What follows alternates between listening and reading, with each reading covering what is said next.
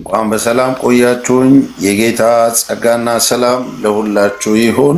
እንግዲህ ባለፉት 2 ሳምንታት በእግዚአብሔር ፈቃድ በእግዚአብሔር ጊዜ ጌታ እየተናገረን እየታነጽን፣ እኔ ደግሜ መልእክቱን እየሰማው ነፍሴ በሐሴት ውስጤ በሌለ ደስታ እየተሞላ ነገሥት ምዕራፍ 1 ከቁጥር 1 እስከ 4 ያለውን ክፍል አነባለሁ። ሁለተኛው ነገሥት ወይንም መጽሐፈ ነገሥት ካልዕ እንለዋለን። አክዓብ ከሞተ በኋላ ሞዓብ በእስራኤል ላይ አመፀ። በዚህ ጊዜ አካዝያስ በሰማርያ ካለው እልፍኝ ሰገነቱ ላይ ሳለ ከዓይነ ርግቡ ሾልኮ ወድቆ ነበርና ታመመ። ከዚህ ሄዳችሁ ከዚህ ሕመም እድን እንደሆነ የአቃሮንን አምላክ ብዔልዜቡልን ጠይቁ ሲል መልእክተኞችን ላከ። የእግዚአብሔር መልአክ ግን ቴስብያዊውን ኤልያስን እንዲህ አለው፣ ተነስተ የሰማርያን ንጉሥ መልእክተኞች ለመገናኘት ውጣና የአቃሮንን አምላክ ብዔልዜቡልን ለመጠየቅ የምትሄዱ በእስራኤል አምላክ ስለሌለ ነውን ብለህ ጠይቃቸው። ስለዚህ እግዚአብሔር እንዲህ ይላል፣ ከተኛህበት አልጋ አትነሳም፣ በእርግጥ ትሞታለህ። ከዚያም ኤልያስ ሄደ ይላል። እንግዲህ እግዚአብሔር አለ። ከዘላለም በፊት የነበረ ዘላለም የሚባለውን የጊዜ ውደትን ጠፍጥፎ የሰራ የዘላለም አምላክ ዘላለምን ዘላለም ያደረገ እግዚአብሔር የሚለካበት መለኪያ፣ የሚሰፈርበት መስፈሪያ፣ የሚመዘንበት መመዘኛ፣ የሚታወቅበት የእውቀት ጥግ የሌለው ትልቅ ነው፣ እኛም አናውቀውም እንዳለ ዳዊት እግዚአብሔር ትልቅ ነው ማንንም አይንቅም እንደሚል በሌላም ስፍራ ይሄ አምላካችን የምንከተለው የምናገለግለው ትልቅ ነው አለ። እግዚአብሔር ዘላለም የሚባል ጊዜ ሳይኖር በፊት ነበረ። ነገሮችን የጀመረበት መጀመሪያ ያለው እሱ ግን መጨረሻ የለውም። የጀመረበት መጀመሪያ እንጂ የራሱ መጀመሪያ የለውም፣ የራሱ መጨረሻ የለውም። ከዘላለም በፊት ነበረ፣ በዘላለም ውስጥ ይኖራል። ድንቅ አምላክ ነው። መጽሐፍ ቅዱስ የሚናገረው ይህንን ነው። እግዚአብሔር የፍጥረት ሁሉ ባለቤት ነው። የፍጥረት ሁሉ ምንጭ ነው። እግዚአብሔር እንደ እናት ተብሎ ከእናት ጋር አይሰፋም። እንደ አባት ተብሎ ከአባት ጋር አይነት የለም። እግዚአብሔር አንዳንዴ የሚነጻጸርበት መነጻጸሪያ የለውም። ከማን ጋር ትመስሉኛላችሁ? ከማንስ ጋር ታስተያዩኝ? የሂሳብ ቁጥር በላይ ነው። እግዚአብሔር ትልቅ ነው ወገኖች። የምናመልከው አምላክ አለ። ዛሬ ምድር ላይ ላለው ሕዝብ እናስተጋባለን። አየሩ ላይ ይሄንን ቃል እናውጃለን። እግዚአብሔር አለ። እግዚአብሔር አለ። ፍትህ የተዛባባችሁ፣ ፍርድ የተጣመመባችሁ፣ በተለያየ ምክንያት የተጎዳችሁ፣ ሐዘን በቤታችሁ ያለ፣ ልባችሁ የተሰበረ፣ ነፍሳችሁ የተመረረች፣ ጆሮአችሁ ተከፍቶ እየሰማችሁ እንዳለ ማምናችሁ የእግዚአብሔር በጎች የእግዚአብሔር ልጆች ይህንን ትንቢት አውጃለሁ። እግዚአብሔር አለ። መጽሐፍ ቅዱስ እግዚአብሔር እንዳለ ይነግረናል እንጂ የእግዚአብሔርን የመኖር ጅማሬው የት እንደሆነ አይነግረንም። መጽሐፍ ቅዱስ አለ ብሎ ነው የሚነግረን። የዚህ መጽሐፍን ታሪክ ለማወቅ ትንሽ ጠለቅ ብዬ ቃሉን በሐሳብ ደረጃ ላንሳ። ይህንን ዘመን አሁን ያነበብኩበት ዘመን እግዚአብሔር ተክዶ ነበር። በዚህ ዘመን ላይ ሰው አይኑን አሽቶ በጨው በአደባባይ በጠራራ ፀሐይ እግዚአብሔርን የካደበት ዘመን፣ የሰው እጅ ስራ ውጤት የሆኑ በእንጨት በጭቃ የተዋቀሩ ስም የወጣላቸው በርካታ አማልክቶች በአደባባይ የሚመለኩበት፣ በተለይ እንደነ ባኦል እንደነ አሼራ እንደነ ታሙዝ የሚባሉ በባቢሎን በሲዶን ያሉ አማልክቶች በኪዳኑ ሕዝብ መካከል ትልቅ ስፍራ ያገኙበት ጊዜ ነበረ።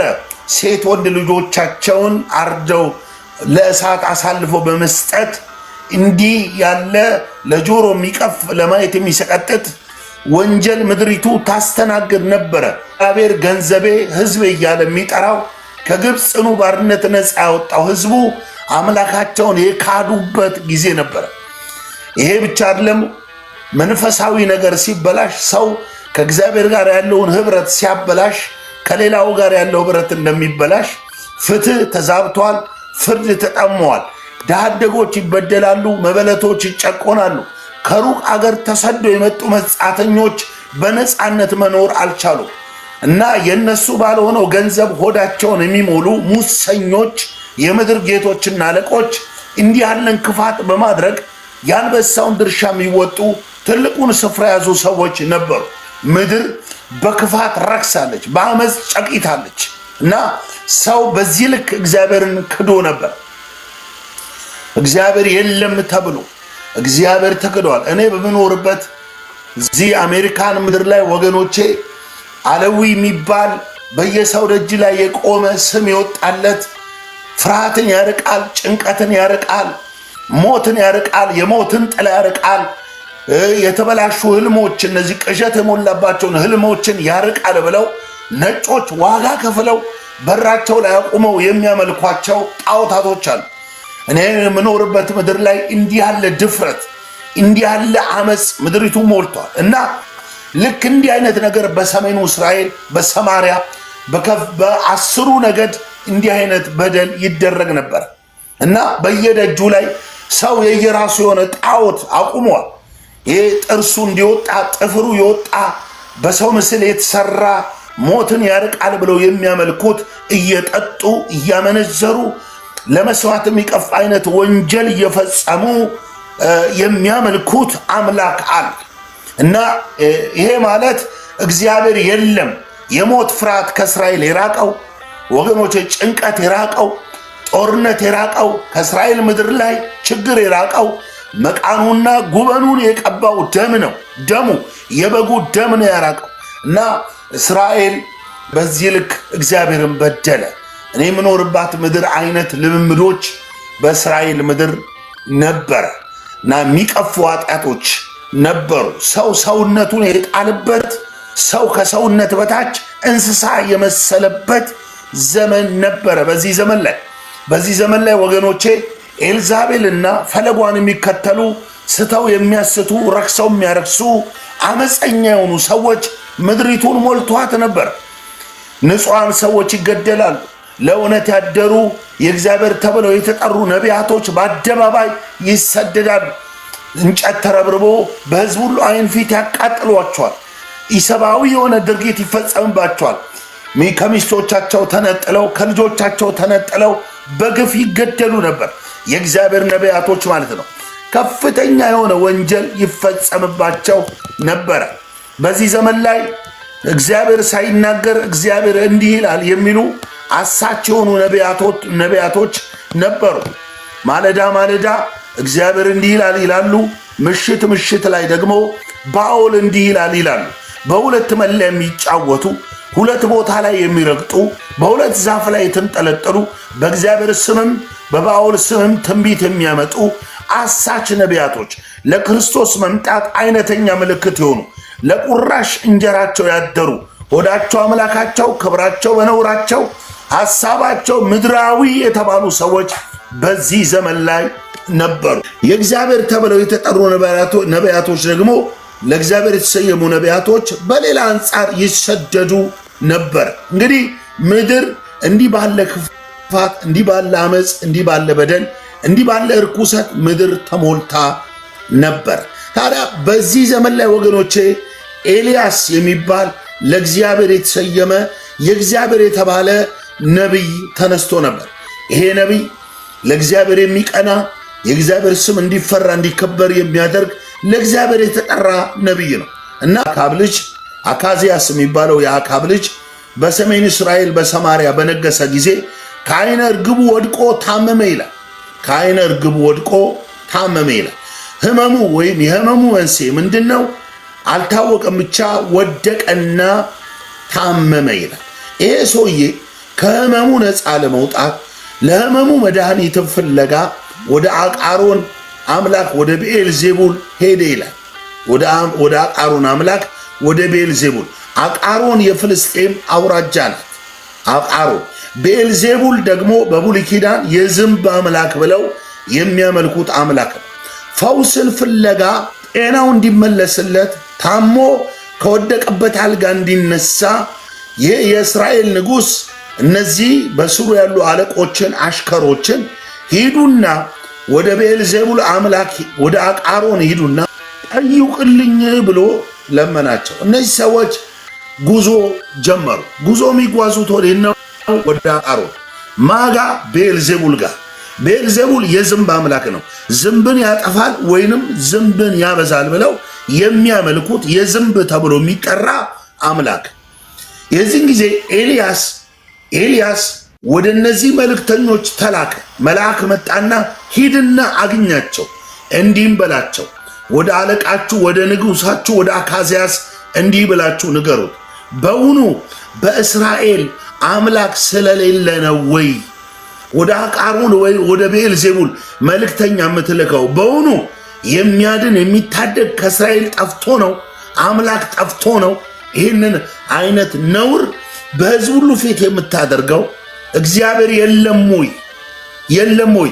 ፖለቲካው ተበላሽቷል፣ ኢኮኖሚው ተበላሽቷል፣ ሃይማኖታዊ እሴቱ ተበላሽቷል፣ ዝናብ ጠፍቷል፣ ሰው ሰውን እየበላ ነው። የአህያ ጭንቅላት በ50 ብር እየተሸጠ ነው። የእርጉ ኩስ በ5 ብር እየተሸጠ ነው። ሰው የሚበላውን አጥቶ አገር ለቆ እየተሰደደ ነው።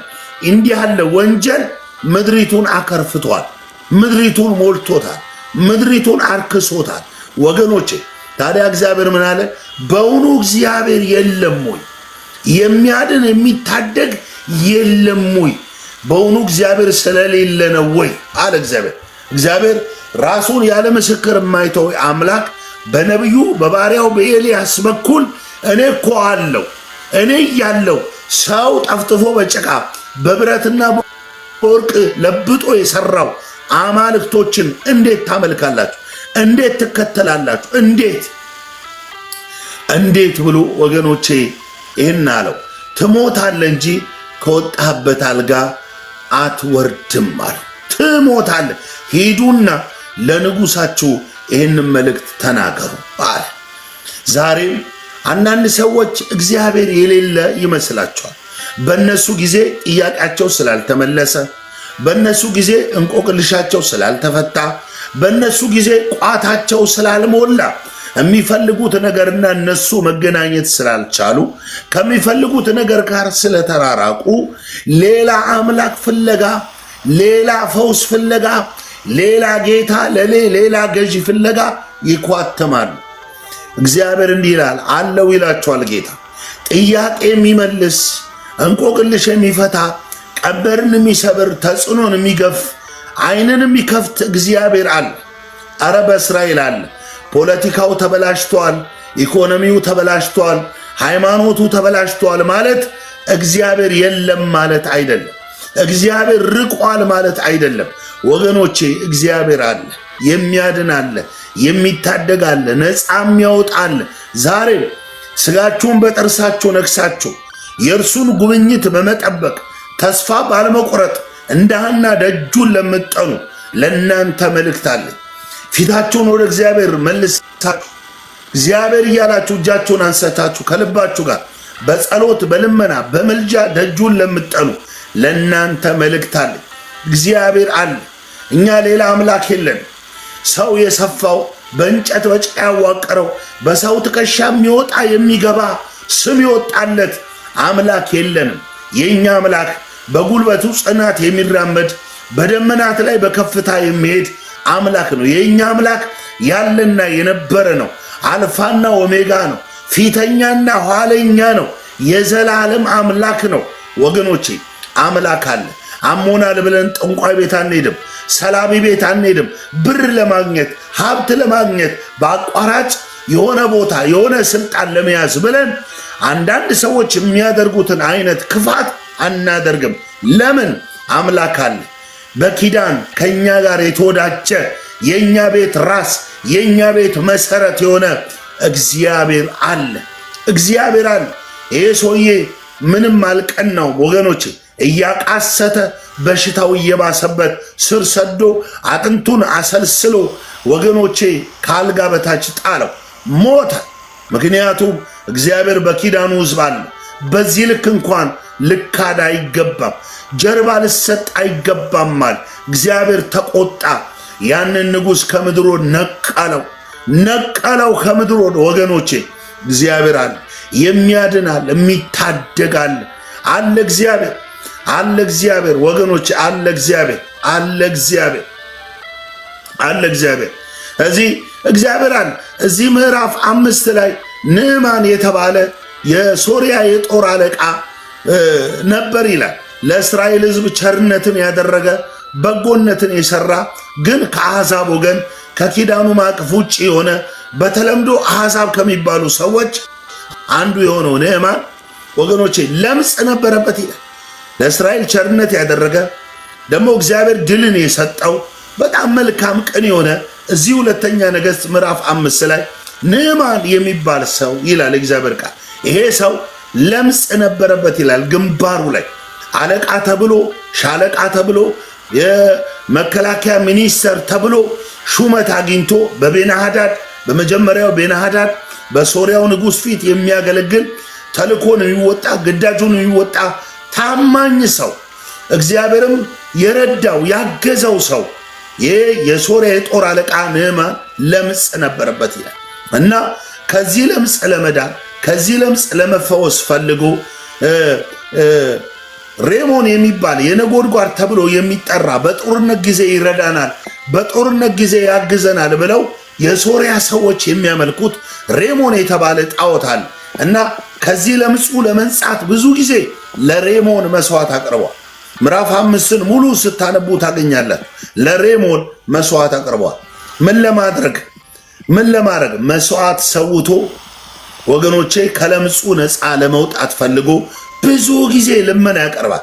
የአሕዛብ የጦር አለቃ ነው፣ የሶርያ የጦር አለቃ ነው እና ከለምጹ ነፃ ለመውጣት ሬሞን ተብሎ ለሚጠራ ለዚህ ለሶራውያን ጣዖት ወይንም አምላክ ይሄ ምንድነው ጣዖት መስዋዕት ያቀርብ ነበር።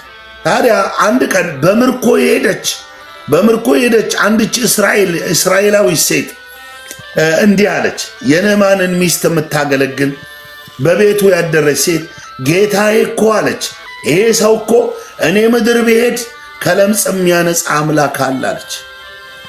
ከለምጽ የሚያድን አምላክ፣ ነፃ የሚያወጣ አምላክ፣ የሚታደግ አምላክ አለ ወገኖቼ፣ እግዚአብሔር አለ። እቺ በምርኮ ሄደች ምስኪን እስራኤላዊ ሴት እንዲህ አለች፣ ምንም ፖለቲካው ቢበላሽ፣ ማህበረሰቡ ቢቃወስ፣ ኑሮ ቢቃወስበት፣ ችግር ውስጥ ቢወድቅም እግዚአብሔር ግን አለ። ይህንን ሰውዬ ከለምጽ የሚያነጻ ከዚህ ካደረበት ክፉ ደዌ ነፃ የሚያወጣ ገላውን እንደ ሕፃን ልጅ ገላ የሚያደርግ ነፃ የሚያወጣ እግዚአብሔር እኔ ምድር ላይ አለ። ሬሞን ነፃ ያወጣም፣ ባኦል ነፃ ያወጣም፣ አልቻ ነፃ ያወጣም። ምድር ላይ ያሉ ጣዖታቶች ነፃ ያወጡም። ስም ይወጣላቸው በሰው ትከሻ የሚወጡ የሚገቡ አማልክቶች ነፃ አያወጡም እና እግዚአብሔር አላለች። የእስራኤል ነገስታቶች የለም ብለው የአቃሮንን አምላክ ቤልዜቡልን ጥየቃ በእንጨት በጭቃ የተዋቀረ በወርቅ በብር የተለበጠ ስም የወጣለትን አምላክ ሄደው ፈውስ ጥየቃ ሄዳል። እቺ በምርኮ ሄደች ተማርካ ሄደች ሴት ግን እግዚአብሔር አለ ትላለች። እኛ እንደዚህ ሴት እናውጃለን። እግዚአብሔር አለ። ስለ ነገ ፍርሃት ውስጥ የገባችሁ፣ ስለ ነገ ጭንቀት ውስጥ የገባችሁ፣ ስለ ነገ ድካም ውስጥ የገባችሁ፣ ነገን ባሰባችሁ ቁጥር ልባችሁ የሚዝል አቅማችሁ ብርክ ብርክ ያለ ተስፋ ያጣችሁ ግራ ግብት ያላችሁ በኢየሱስ ስም አውጃለሁ። እግዚአብሔር አለ። እግዚአብሔር አለ። የሚታደጋል፣ ነፃ የሚያወጣል፣ ቀንበርን የሚሰብር ተስፋን የሚያድስ እግዚአብሔር አለ አለ። ለምታለቅሱ፣ ተስፋ ላጣችሁ፣ ግራ ለገባችሁ፣ ከገጠማችሁ ነገር የተነሳ ጭንቁ ስለወደቃችሁ አፌን እንደከፈተው እንደዚህ ቃል ትንቢት እናገራለሁ። ጆሮ ላለው አውጃለሁ፣ ለሚሰማ አውጃለሁ። በእውነት እናገራለሁ። እግዚአብሔር አለ። እግዚአብሔር አለ። ንዕማን መጣ። የነበረው ንጉሥ ለንዕማን ብርና ወርቅ አሸክሞ ላከው። ወደ እስራኤል ንጉሥ ላከው። መጣ። ኤልሳ እንደዚህ አለ፣ እግዚአብሔር እንዳለ ሰምቷል፣ የሚፈውስ አምላክ እንዳለ ሰምቷልና ወደ እኔ ላከዋል። የእስራኤል ንጉሥ ንዕማንን ወደ ኤልሳ ላከው። ኤልሳም ተቀብሎ እንዲህ አለው፣ ሂድና በዮርዳኖስ ወንዝ ብቅ ጥልቅ በል አለው። ለነገስታቱ ለምድር ጌቶችና ገዢዎች አባናና ፋርፋ የሚባሉ ነተው የነጹ ንጽት ያሉ ውሃዎች ያሉ እንዴት ነው እዚህ በደፈረሰ ውሃ ውስጥ ገላዬን የምነክረው ብሎ ተናገረ። እጁን ጭኖ ይጸልይልኛል ብዬ ተስፋ እያደረኩ እንደገና በውሃ ተነከር፣ ያውም በቆሸሸ የምድር ገዢ የምድር አለቃ የጦር አለቃ ሆኜ እንዴት ያዘኛል ብሎ ተቆጣ። አብሮት የነበሩ ጋሻ ጃግሬዎች እንዲህ አሉ፣ ምንስ ቢልህ ብታደርግ አይሻልም? ምንስ ቢልህ ብታደርግ አይሻልም? እባክን አድርገው አሉ። ሄደና በዮርዳኖስ ወንዝ ብቅ ጥልቅ አለ። አየህ፣ ዮርዳኖስ ወንዝ በኢያሱ መሪነት የእስራኤል ሕዝብ ሲመጣ በኢያሱ መሪነት ኢያሱ ከሙሴ በኋላ ሕዝበ እስራኤልን የመምራት ኃላፊነት ሲቀበል ለእስራኤል ሕዝብ በኢያሱ መሪነት የመጀመሪያው ተግዳሮት ዮርዳኖስ ነበር። ታቦቱን የያዙ ካህናቶች ከሕዝቡ ቀድመው ይሄዱ፣ 200 ሜትር ቀድመው ይሄዱ። ከሕዝቡ ፊት ይሄዱና በክረምት ወራት ከአፍ እስከ ገደቡ ሞልቶ የነበረውን ዮርዳኖስን ወንዝ በእግራቸው ይርገጡታል። እግዚአብሔር ይህንን ትንቢት በምልክት ለማጽናት ካህናቱ ታቦቱን እንደተሸከሙ ዮርዳኖስን ሲረግጡት ዮርዳኖስ ወደ ኋላው ተመለሰ። ዮርዳኖስ ተመለሰ። ወገኖች ዮርዳኖስ እንደ ክምር ቆመ። መዝሙር ዳዊት 113 ላይ አንቺ ዮርዳኖስ ሆይ ለምንድን ነው ወደ ኋላሽ የተመለስሽው? ቁልቁል እየወረደ ያለ ወንዝ ወደ ኋላው ተመለሰ። ተመለሰ። አይመለስም እኮ በፊዚክስ አይመለስም። ቁልቁል እየወረደ ወደፊት እየሄደ ያለ ወንዝ ወደ ኋላ አይመለስም። አንቺ ዮርዳኖስ እንዴት ወደ ኋላሽ ተመለሽ? እንዴት ወደ ኋላሽ ተሰበሰብሽ? እንዴትስ እንደ እህል ክምር ቆምሽ አለ።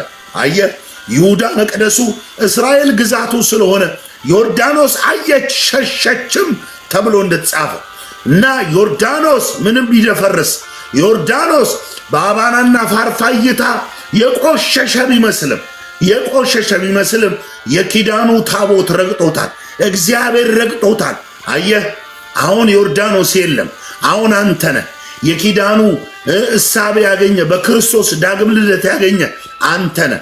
ዮርዳኖስን የነካ ሰው ከለምጹ ከተፈወሰ ያንተ ጥላ፣ ያንተ ጨርቅ፣ ያንተ አገልግሎት በኢየሱስ ስም ፈውስ አለው፣ ተአምራት አለው።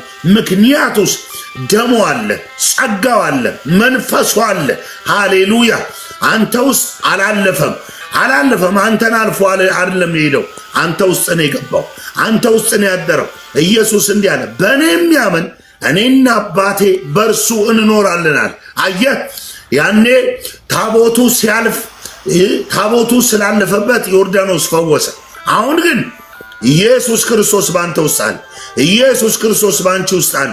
እነግራችኋለሁ፣ ፈውስ ቤታችሁ አለ፣ ታምራት ቤታችሁ ላይ አለ። እኛ የምንታመነው አጎት የለንም፣ ዘመድ የለንም። እድሜ ለእናቴ ለአባቴ አንልም። ተቀማጭ አንጡር ሀብታችን ብልዝገት የማያጠፋው ሌባም ቆፍሮ የማይሰርቀው መድኃኒት የሆነን ኢየሱስ እኛ ቤት አለ። እግዚአብሔር አለ፣ የሚያድን አለ፣ የሚታደግ አለ። ወገኖቼ አረ ዮርዳኖስ ውስጥ ክብር አለ፣ ዮርዳኖስ ውስጥ ጸጋ አለ፣ ዮርዳኖስ ውስጥ መንፈስ አለ፣ ዮርዳኖስ ውስጥ ኃይል አለ። ቆዳ የሚለወጥበት፣ ቆዳ የሚቀየርበት፣ ፈውስ የሚቀየርበት። ሃሌሉያ! አሁን የመጣው ትንቢት ውስጥ ግቡ፣ ቃል ውስጥ ግቡ፣ ጸጋ ውስጥ ግቡ፣ መንፈስ ውስጥ ግቡ። ሃሌሉያ! ክብር አለ፣ ጸጋ አለ፣ መንፈስ አለ። አረ እግዚአብሔር አለ። ሃሌሉያ! አለ፣ እግዚአብሔር አለ። ንዕማን እንዲህ አለ፣ ከለምጹ ነጽቶ እንዲህ አለ፣ ወይኔ ከእስራኤል ውጪ በላይ በሰማይ በታች በምድር ሌላ አምላክ የለም አለ። በውኑ አምላክ እግዚአብሔር ብቻ ነው አለ። ድፍን እስራኤል ሲክድ አንድ አሕዛብ ያልተገረዘ የሩቅ ሰው ንዕማን ዳነ። እግዚአብሔር አለ አለ። እግዚአብሔር የለም ይላሉ የእስራኤል ነገሥታቶች። የለም ብለው የአቃሩንን አምላክ ብዔልዜቡልን ይጠይቃሉ። ያ የዛችን ሴት ስብከት ሰምቶ አምኖ የመጣ ማን ግን እንዲህ አለ፣ እግዚአብሔር አለ አለ። አዳኝ አለ፣ ፈዋሽ አለ። ኧረ እግዚአብሔር አለ አለ። ታዲያ እንደዚህ አለ፣ ይህንን አፈር ይዤ ልሂድ አለ። የእስራኤልን አፈር፣ የአፈር ወገኖቼ በደንብ ስሙ። አብርሃምን እንዲህ ብሎታል፣ የረገጥከውን አወርሰዋለሁ። አብርሃም ሲረግጥ እግዚአብሔር ትንቢቱን ለማጽናት እግዚአብሔር ይረግጥ ነበር። አያችሁ፣ እግዚአብሔር አፈሩን ይረግጥ ነበር። ታዲያ የአፈር ወደ ደማስቆ ወደ ሶሪያ ምድር ይዞት ሄደ እና አፈሩን ደልድሎ እዛ አፈር ላይ እንደ ሕጉ መጽሐፍ የሶርያው የጦር አለቃ ንዕማን መስዋዕትን ማቅረብ ጀመረ። ደማስቆ ምን አለች? ንዕማንን ያየ ማን የፈወሰ ሲባል ንዕማን የእስራኤል አምላክ። ማን ያዳነ? የእስራኤል አምላክ። እስራኤል እኮ ክደዋለች፣ የራሷ ጉዳይ። እኔ ያዳነኝ የእስራኤል አምላክ ነው። ነገስታቱና አለቆች እኮ ክደውታል፣ የራሳቸው ጉዳይ።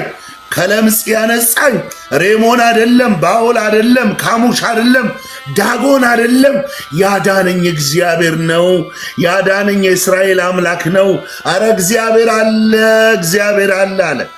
እግዚአብሔር አለ፣ የሚያድናል፣ የሚታደጋል፣ ቀንበር የሚሰብር ነፃ የሚያወጣ አለ። ወገኖቼ ደማስቆ ሁለተኛ ሪቫይቫል የተነሳው የት ነው? ደማስቆ። ጳውሎስ አይኑ የጠፋው የበራው የት ነው? ደማስቆ። ከኢየሩሳሌም ቀጥሎ እሳት የነደደው በሐዋርያት በጉባኤው በክርስቲያኖች ላይ ወንጌል በኃይል በክብር የተገለጠው የት ነው? ደማስቆ። አፈሩ ሄደ፣ እግዚአብሔር አብሮት ሄደ። ከደማስቆ አያችሁ፣ ከሶርያ የጦር አለቃ ጋር ከንዕማን ጋር አፈሩ ሲሄድ እግዚአብሔር ሄደ። ኢየሱስ የተገለጠው ለጳውሎስ ለዛ ፈሪሳዊ ለዚያ ያለ እውቀት ለእግዚአብሔር ለቀናው ለጳውሎስ እግዚአብሔር የተገለጠው የት ነው? ደማስቆ። እግዚአብሔር አለ። ድፍን ሕዝብ ጀርባ ቢሰጥ አላመልክም ብሎ እውድ ቢቀር እጅ አልሰጥ ብሎ አልንበረከክ ብሎ ለጸሎት ሩቅ ቢሆን አልከተል ብሎ አጣጥቦ አይኑን በጨዋሽቶ ግንባሩን እንደ ቡላ ድንጋይ አጠንክሮ በክህደት ተሞልቶ እብስ ብሎ ቢጠፋ አትጥፊ አትጥፊ። እግዚአብሔር አለ፣ የሚያድናል፣ የሚታደጋል፣ ፍርድን የሚያቀና ፍትህን የሚያመጣ። አረ እግዚአብሔር አለ። ያለቀሳችሁ እንባ ለቅሶ ምግብ የሆናችሁ ተስፋ ያጣችሁ ቀን ጨለመብኝ ያላችሁ በርዘግታችሁ ምታለቅሱ ነግራችኋለሁ። ንዕማንን ያነጻ ሃሌሉያ፣ ከለምጽ የሚያነጻ እግዚአብሔር አንቺ ቤት አለ፣ አንተ ቤት አለ፣ የኪዳን አምላክ አለ። ዳዊት እንደዚህ አለ፣ እንሂድ ጎልያድን እገጥመዋለሁ። አንደኛ ሳሙኤል ምዕራፍ 17 ላይ እገጥመዋለሁ አለ። ንጉሥ ሳኦል ይህንን ሰማ። እገጥመዋለሁ እጥለዋለሁ የሚል አንድ ብላቴና ተገኝቷል፣ አምጡት እስቲ አለ። ሲመጣ እንደው ጥርሱን ነቅሎ ያልጨረሰ ብላቴና እዴ አንተ ደሞ እረኛ በትርና ገመድ ይዘህ በምን አቅም እንዴት ሆኖ ነው ይህንን ብረት የጣጠቀ ሰውነቱ ሰው ብቻ ያልሆነ በሰውነቱ የሰው ታንክ የሆነ ይህ ብረት የታጠቀን ሰው በምን አቅም ትጠለዋለህ አለ። እጠለዋለሁ አለ። እንግዲህ እግዚአብሔር ካንተ ጋር ይሁን አለና ልብስ አለበሰው። የሳኦል ልብስ ጎልያድን አይጥልም። የሳኦል ልብስ ጎልያድን አንዳንዴ በስሪፒስ አይወድቅም። ሰይጣን የሚወድቀው በቅባት፣ ሰይጣን የሚወድቀው በጸጋ ነው። በመንፈስ ቅዱስ ኃይል ነው የሚወድቀው። በስሙ ጉልበት ነው ሰይጣን የሚወድቀው እንጂ ጎልያድ የሚወድቀው በሳኦል ልብስ፣ በሳኦል ሰይፍ፣ በተኮረጀ የሰው በሆነ ነገር አይወድቅም። በተኮረጀ ስብከት፣ በተኮረጀ አገልግሎት ሰይጣን አይወድቅም። ወገኖች መገለጥ ክርስትና መገለጥ። ዳዊት ለመሄድ ሞከረ፣ አልቻለም፣ ወደቀ ይላል። አልቻለም። አየህ፣ አይቻልም፣ አይቻልም። አየህ፣ ነገሩ የሚጀምረው በእግዚአብሔር ነው፣ የሚያልቀው በእግዚአብሔር ነው። ሲደመር በሳኦል ልብስ፣ በሳኦል በእነንትና ዶክትሬት ፕሮፌሰርነት ማንም ወንዝ አይሻገርም። ብቻውን ታምራትን የሚያደርግ የእስራኤል አምላክ ይባረክ ተብሎ ተጽፏል። ስለዚህ በሳኦል ልብስ ሲደመር እግዚአብሔር አይሰራም፣ አይሰራም። ዳዊት አወለቀው፣ አወለቀና ያ የእረኝነቱን በትር ያንን ወንጭፍ ይዞ ጦርነት ውስጥ ገባ። ህዝቡ ከጦሩ ፊት ይሸሻል። ዳዊት ምን ብሎ ገባ? ከአንበሳና ከድብ ያዳነ ሃሌሉያ። በነበር የቀረ ታሪክ የለውም አለ። ይሄ አምላክ ይሄ እግዚአብሔር በነበር የቀረ ታሪክ የለውም አለ። ነበረ ከአንበሳ ድኖኝ ነበር ከድብ ኖ ኖ ኖ ኖ፣ በነበር የቀረ ታሪክ የለውም። ይሄ እግዚአብሔር ታሪክ ይደግማል። ዛሬም ታምራትን ያደርጋል። ዛሬም ካልተገረዘ ከዚህ ፍልስጤማዊ እጅ ያድነኛል። ዛሬም እግዚአብሔር አለ አለ። ዛሬም እግዚአብሔር አለ። በአርኪኦሎጂ፣ በቴዎሎጂ፣ በፊዚዮሎጂ፣ በባዮሎጂ፣ በኬሚስትሪ፣ በእንጀራ በትሪ ምናምን ነገር አይሰራም። አሁን የሚሰራው በቅባት፣ አሁን የሚሰራው በመንፈስ በኮንፈረንስ ድግስ ወንዝ አንሻገርም። አዎ ኮንፈረንስ እናዘጋጃለን፣ ነገር ግን በድግሱ ሰውን አናሻገርም። በቅባት ትውልዱ ላይ የወጣውን አዋጅ የሚገለብጥ ማሬ ባላዶና ከፓርዴቬኔ ካሎቫ እግዚአብሔር አለ አለ ዳዊት እንዲህ አለ። እግዚአብሔር አለ የሚያድናል፣ የሚታደጋል፣ ነፃ የሚያወጣል፣ ቀንበርም ይሰብራል አለ። ዳዊት ገጠመ እንዲህ አለ፣ በተገዳደርከው በእስራኤል ጭፍሮች አምላክ ስም በእግዚአብሔር ስም እመጣባለሁ። ዳዊት ይዞ የገባው ስሙ ነው። ስሙ የጻድቅ መጠለያ ነው። ጻድቅ ሮጦ ከፍ የሚልበት ስም የእግዚአብሔር ስም ነው። የእግዚአብሔር ስም የጸና ግንብ ነው። ጻድቅ ወደ እርሱ ሮጦ ከፍ ይላል። በሌላ ስፍራ እነዚያ በፈረሳቸው እነዚህም በሰረገሎቻቸው ብዛት ይታመናሉ፣ እኛ ግን በስምህ ከፍ እንላለን ተብሎ ተጽፏል። አያችሁ፣ የከፍታችን ምንጭ ሮጠን ያመለጥንበት፣ ከቀስት ፊት የተሰወርንበት፣ የጠላትን ሰልፍ የበተንበት፣ የተደገመው ድግምት እኛ ላይ እንዳይሰራ ዘራችን ላይ እንዳይበቅል ስሙ አድኖናል። ስሙ ነፃ አውጥቶናል። ስሙ ለፓርኮቫሬ ሳፕራዴላ ቦራባሼዳ እነግራለሁ። እግዚአብሔር አለ። በነበር የቀረ ታሪክ የለውም። ባህር ከፍሎ ነበር ተብሎ አይቀርም። እንደዚህ አይነት ታሪክ የለውም እግዚአብሔር። ወገኖች ኢየሱስ ክርስቶስ ትላንትናም ዛሬም እስከ ለዘላለም ያው ነው ተብሎ ተጽፏል። ኢየሱስ በነበር የቀረ ታሪክ የለውም ወገኖቼ። ዛሬም ይሰራል። ዛሬም ሽባ ይተረተራል። ዛሬም እውር ይበራል። ዛሬም አንካሳ ይዘላል። ዛሬም ደንቆሮ ይሰማል። ዛሬም ሙታን ይነሳሉ። ዛሬም ጨለማው ይበራል። ዛሬም እንጸልያለን፣ በእምነት እናውጃለን። የበሽታውን ትልቅነት አይተን ፈርተን ሰግተን አንጸልይ። ለሙከራ እጃችንን አንጽንም። መጽሐፍ ቅዱስ እንደዚህ ይላል፣ ወንጌል አስቀድሞ ለአይሁዳዊ ቀጥሎ ለግሪክ ቀጥሎ ለሚያምን ሰው የእግዚአብሔር ወንጌል ለማዳን ነው። የእግዚአብሔር ኃይል ለማዳን ነው። ስለዚህ በወንጌል አናፍረም። ተሸማቀን አንጸልይም። አንገት ደፍተን አንጸልይም። ይሆናል እንዴ ሊሆን ይችላል እንዴ ብለን ተጠራጥረን አንጸልይም። እያመነታን አንጸልይም። ስሙ ኤችአይቪን ይነቅላል፣ ካንሰርን ይነቅላል። እናንተዬ ማውራት ስለቻልኩ አይደለም ማውራው፣ ስላየው ነው፣ ስለተመለከትኩ ነው። እግዚአብሔርን ሲያደርግ ምስክር ስለሆንኩ ነው። ለሚያምን እናገራለሁ። ይሄ ቃል ልቡ ላይ ላለ እናገራለሁ። በሰማያት ያለፈ ታላቅ ሊቀ ካህናት የእግዚአብሔር ልጅ ኢየሱስ ስላለን ሃይማኖታችንን አጽንተን እንጠብቃለን አለ። አየህ፣ እምነቴን አጽንቼ ለመጠበቄ ሰማያትን ቀዶ የገባ የራሱን ደም ይዞ የገባ የቀደሰኝ ያነጻኝ ያጠበኝ፣ ሃሌሉያ፣ ነፃ ያወጣኝ ያጸደቀኝ ደሙን ይዞ ነው የገባው። ሃሌሉያ። በሰው እጅ ያልተሰራ ለሚያምኑት ያዘጋጀው የዘላለም ቤት ያለን እኛ ክርስቲያን አማኞች እነግራችኋለሁ በኢየሱስ ክርስቶስ ስም ሃሌሉያ። ዛሬ በሽታ ተነቀለ አለ ብለናል። መጽሐፍ ቅዱስ እምነት በስራ ይገለጥ ይላል። እምነት በስራ ማለት ኢየሱስ ያድናል ካልን ያድናላ። ኤችአይቪ ይነቀላል፣ ካንሰር ይነቀላል። ወገብ ላይ አለ፣ ማህፀን ላይ አለ፣ መቀመጫ ላይ አለ፣ ሆድ ዕቃ ላይ አለ፣ ጭንቅላት ላይ አለ፣ አንገት ላይ አለ፣ መተንፈሻ አካል ላይ አለ፣ ጅማቶች ቀልጥሞች ላይ አለ። ክርስቶስም ይነቀላል፣ በኢየሱስ ክርስቶስም ይነቀላል። እጸልያለሁ፣ በጌታ በኢየሱስ እጸልያለሁ። አለ ብለናል። እስራኤል አካዚያስ የሚባል የአካብ ልጅ ወንበር ላይ ተቀምጦ የለም እግዚአብሔር የአቃሩን አምላክ ቤልዜቡልን ጠይቁልኛል። እኛ ግን እንደ ንዕማን እናውጃለን፣ እግዚአብሔር አለ። እንደዚያ ሴት እናውጃለን፣ እግዚአብሔር አለ።